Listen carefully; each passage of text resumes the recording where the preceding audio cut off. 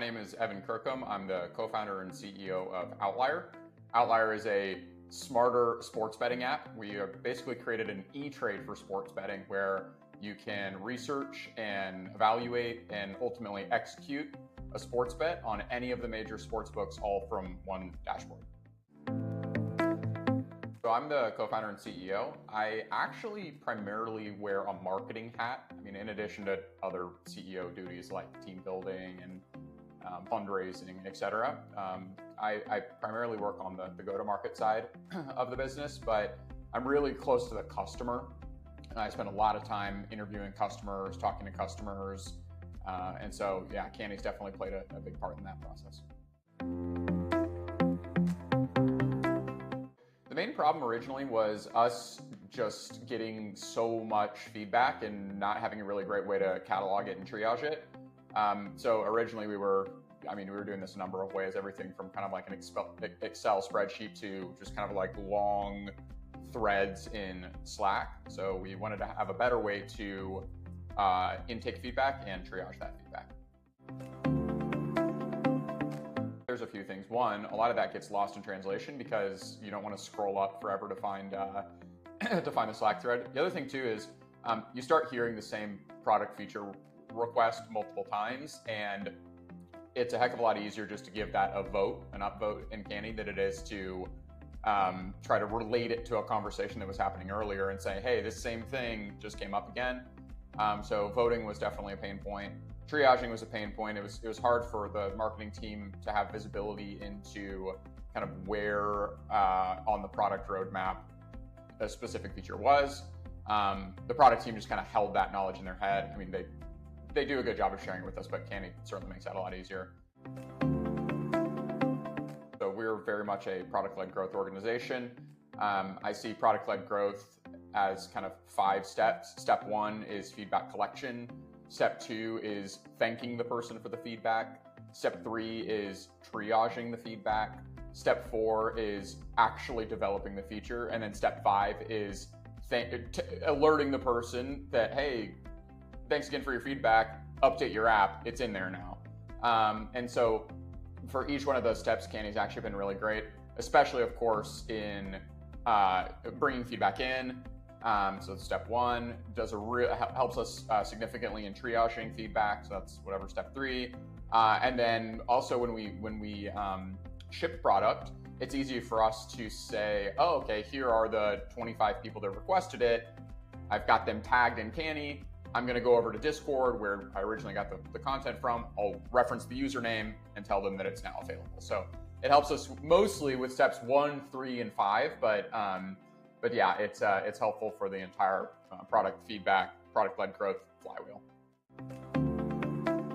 When someone suggests a feature or has feedback and they give it to us in-app via intercom chat, we pipe that right into Canny. That's actually significantly helped the amount of product feedback that we have in Canny and can triage. And then the linear integration helps us with that actual triage. Taken hundreds of pieces of feedback a week, and a lot of it isn't exactly duplicative, but it's pretty dang close to a feature suggestion we've already received. So the ability to just kind of merge that into an existing post is really powerful and keeps it clean.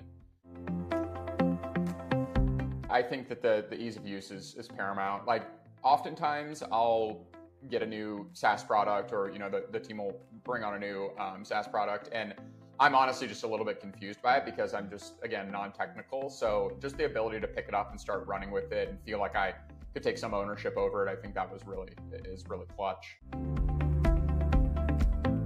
Actually, in our weekly all staff meeting, I'll actually go through, how many posts should we get this week?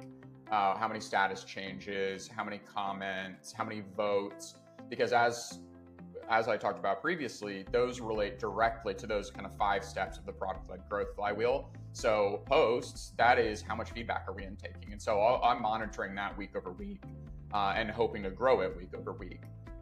Same with status changes. Status changes is an indicator of how much we're triaging. if things are moving from in progress to complete, or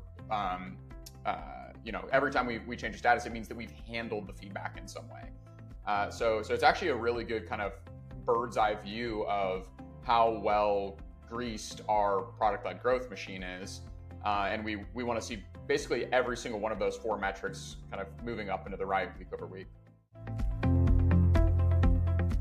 We're pretty open about our roadmap and the status on the roadmap, statuses on the roadmap, et cetera, et cetera. So in our Discord community, we share pretty openly with our community, hey, look, like, here are some of the product feedback ideas.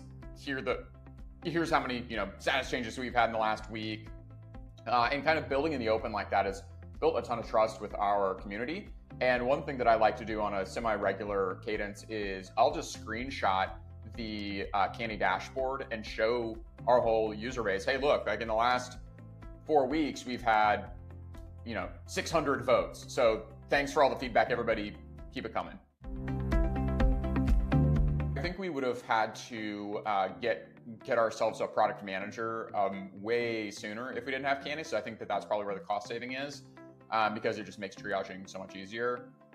But I can say personally that I certainly save a lot of time, and I know the rest of our team saves a lot of time by being able to catalog and triage feedback so easily. It's hard for me to exactly quantify what that is, but I don't want to go back to pre-Canny days. I think that there's some cross-team coordination that wouldn't have otherwise been possible. Again, our product team did a good job and certainly tried to do a good job of keeping us abreast of where we were on the product roadmap and what was coming next. But now they can do it passively. I mean, I just go look at Canny and see what's in progress and what has the most votes and what I think is probably coming next, and we can drop comments that way pretty easy. So I think the impact is probably just one of the greater impacts, which is hard to measure but certainly significant, is cross-team coordination. 1, do it. 2, definitely think through what your business goals are with Canny and coordinate between the marketing and the product development team, because I think that Canny is sort of a platform for that coordination. So think about what it is how it is that you'd like to coordinate cross team, and see if you can set your Canny instance up to facilitate that.